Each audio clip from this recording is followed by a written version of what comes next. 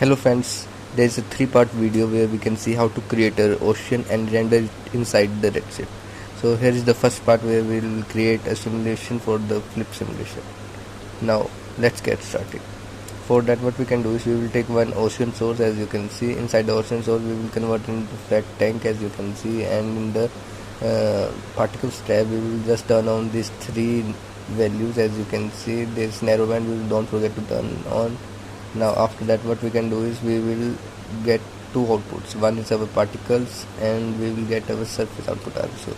We will split this outputs like this, and here on the left side we will get the particles, and here on the right side we will get surface, as you can see.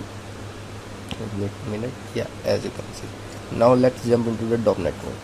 After dumping inside the DOP network, what we can see is we will take one gravity node, we will take one merge node, we will take one static object node, flip or solver node, and flip object node. And here in the second input we will put volume velocity. Now what we can do is here inside the flip object node we will take a narrowband from here, as you can see. After that what we can do is we will put the particles to particles and surface to surface, as you can see. Now what we can do is we will go inside the flip solver node and link some of the parameters. So for first we have to link these 2 parameters. So go inside the ocean source node and copy this parameter from here, as you can see, and paste it right over here. Similarly with box size as well. Now go inside this particle separation, just copy the particle separation from the flip object node and paste it right over here. Similar, that's what we need to do. Now don't forget to turn on this close boundaries, otherwise the particles will fall down. Now after that what we can do is we will go inside the flip solver node inside the narrowband and turn on this narrowband thing on. After that this is our output. Now what we have to do is we will create our collision source as well. For creating our collision source we will go inside and take the geometry from the file node. Now the geometry will look like this, as you can see, which is quite crisp and it will cause problems in collision. So I'll just massage this first and I'll transform this a little down more. So I'll transform this, yes, as you can see. Now for collision what we can do is we will take one VDV from polygon node and convert this into VDV from polygons.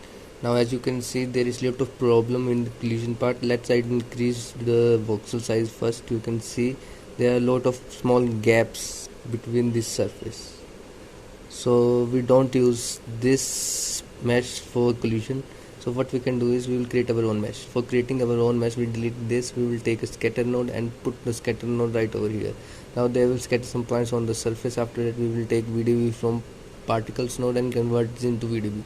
After that we will change the voxel size according to your needs, and after that what we can do is we will take VDV reshape node and select the method to close and this offset to 8.16. Now after that we convert them into mesh. This will look like this. This is our mesh which is used for collision, and this is our VDV that's also used for collision. Now this is our VDV output and that's our meshing output. Now as you can see we will give the animation after the VDV, because if we do animation before the VDV it will become slower. So I'll transform this and animate this after this VDV like this, as you can see. Now what I can do is I'll just copy this and paste it right over here also.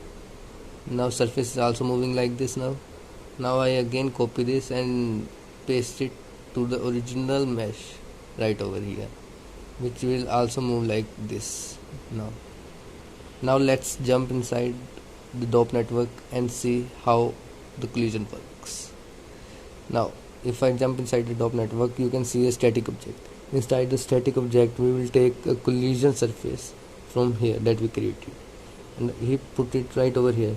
In a surface collision you can see we will take a volume sample node, and inside the volume sample node we will put the VDV here. After putting the VDV here, now the simulation is ready for simulation. Now one main thing, this is our mask. We created one mask. This mask, what this mask will do is like it will mask the turbulence in a particular area. So now for creating this mask, what we can do is we will go outside, and here is our geometry. As you can see, this is our geometry. It's a static geometry. So for this static geometry we will create a mask so that the turbulence will affect only in this area. For affecting the turbulence only in this area, what we can do is we will just generate a volume. So we will take VDV from polygon node and generate a volume right over here and put it to null. Inside the VDV from polygon we will check on density attribute as a result. Yeah, now let's go inside the simulation and see what we will take a scalar vector field. Inside the scalar vector field, as you can see, SOAP scalar vector field, as you can see, we use SOAP. We will turn on these two values, as you can see, and after that we will put the part of this mask, which is turbulence, right over here. And now we will, in this we will put density here. It's, you can see the name is density, so we will put density right over here. Now this will act as a mask of turbulence. Now the turbulence will affect only in a particular area. Now if we go to gas turbulence node and check the bindings, there is a density attribute that we created. Now we animate the turbulence a little bit as according to your choice, and just simulate this and have a look how the result comes out. And now we create particle fluid surface node for visualize the particles. Now after that what we can do, it will take some time to load, so don't worry. After loading, just take these two particles right over here and just visualize at velocity. Now the particle simulation will look like this. As you can see there is a turbulence happening in the middle that we created a mask from the geometry. It works fine. Now it will look like this, which is quite nice.